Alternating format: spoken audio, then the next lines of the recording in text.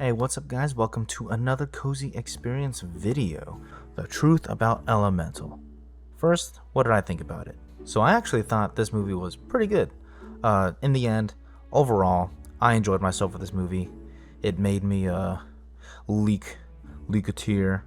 Got me a little choked up. But yeah, I enjoyed the movie. I liked it a lot towards the end. I resonated with it. There are a few, 2 or 3 that I can recall, adult jokes in there. One was a little, 2 are a little too on the nose, but also very explicit as an adult joke. So I was like, whoa.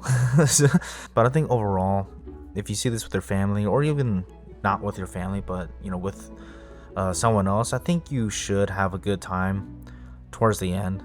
And mind me saying this towards the end, because the beginning part is a little shaky for me. I would say, for a non-spoiler part, I would recommend this movie, and I'll probably give this a 7.5 out of 10. In the last 5 years, this is probably the better Pixar movie, if I had to rank it right. So let's start from Incredibles 2. That's as far back as it goes, because Coco, banger. So let's start from the last banger, Coco. That was a banger, right? But starting after that, I think the bottom for me goes Lightyear. That was a disappointment. I would say Incredibles 2 would be after that. After that would be Luca. It was aight. I would say Turning Red after that. Toy Story 4 would be after that. And then I think Soul. Soul is really good. Loved that one. And then I think it goes Elemental and then Onward would be the number 1 for me. But Elemental is second. So that's how good I thought this movie was. It would be number 2 in the past 5 years of Pixar movies. So if that says anything, that's how good it was for me. But yeah, 7.5, maybe an 8.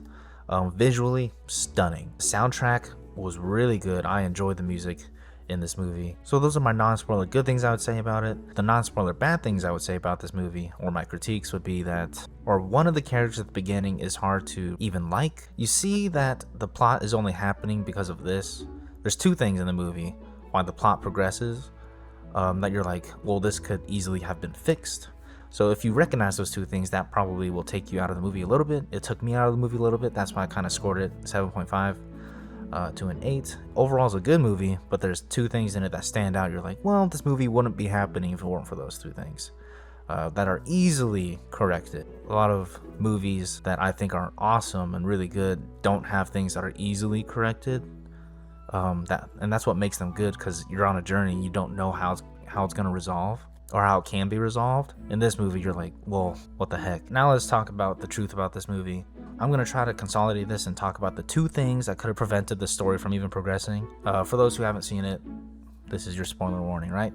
Okay, so the first thing, when you get introduced to Wade, did anyone else feel like annoyed at this person? I was like, dude, this person sucks. Wade sucks as a person. He's whiny, he's crying, because they don't explain his personality or anything like that at the beginning. He just comes out bursting crying over everything. You don't realize or know that he's just a very emotional, I guess, empathetic person. Ember's trying to explain to him, you can't do that, or it's like everything's gonna get shut down. And then after he turns in the tickets, how she explains that, oh, why'd you do that? Because now her dad's gonna be disappointed in her.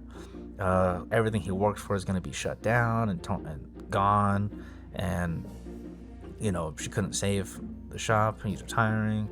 And then he's like, oh, you should have told me that. And I'm like, dude, she was chasing your ass, trying to tell you. If you would have just stopped and listened for 1 second.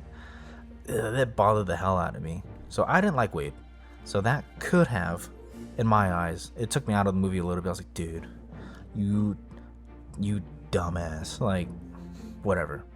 But the movie needed to happen, right? So that was one thing that probably could have prevented the story from progressing. The second part was, so we all know, or I don't know if you know, but the whole movie was a huge commentary on society and immigration.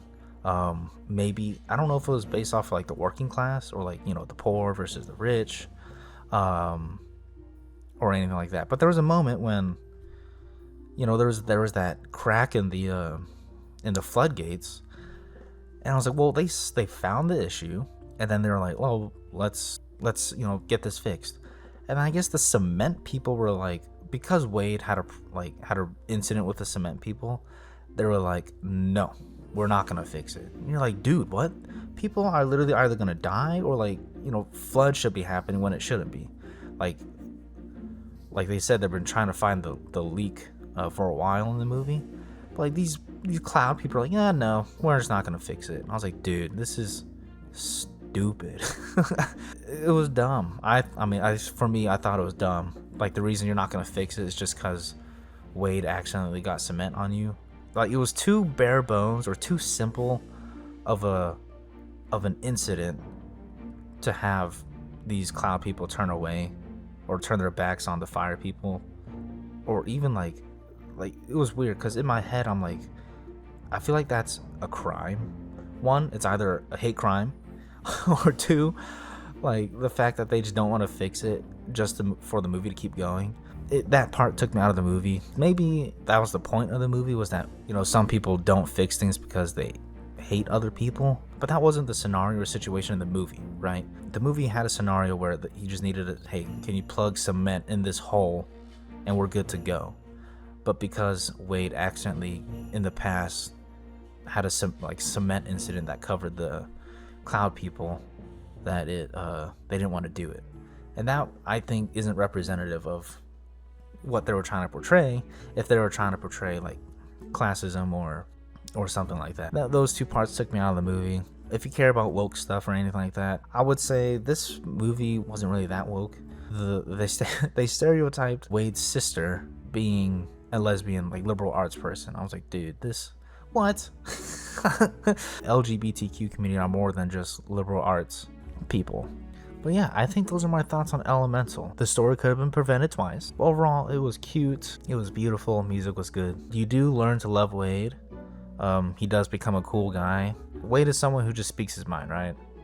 We all have that one friend or that one person who's like, hey, listen, whatever you're going through, just communicate, speak it out in words, because it's worse to hold it in than it is to be true to yourself. Be open, not be afraid to ask for help. So I appreciated Wade in the end, and his personality does grow on you, but at the beginning, my God, I hated him. He was stupid. So if you thought about seeing this movie, I would say if you had any interest, you should go see it. So I don't know if it's 100%, but what I like about this movie is, especially I guess the Fireland, right? The people of Fireland. Correct me if I'm wrong, anybody, but are the fire people supposed to represent all like immigration cultures? Because you had like Asian cultures, you had I know Indian falls under Asian, but like you had Indian cultures, Middle Eastern cultures, island cultures.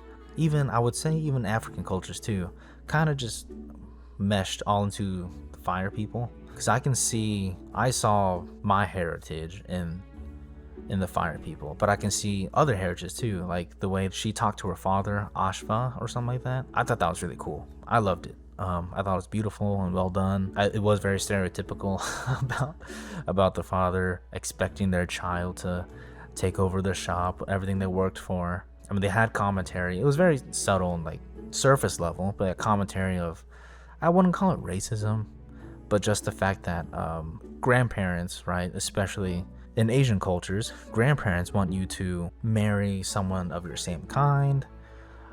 So the fact that he disapproved at first of Ember being with a water person, I was like, oh, I mean, I see what they're doing here. It's kind of cool to see that represented. Show the struggles what people have gone through in real life.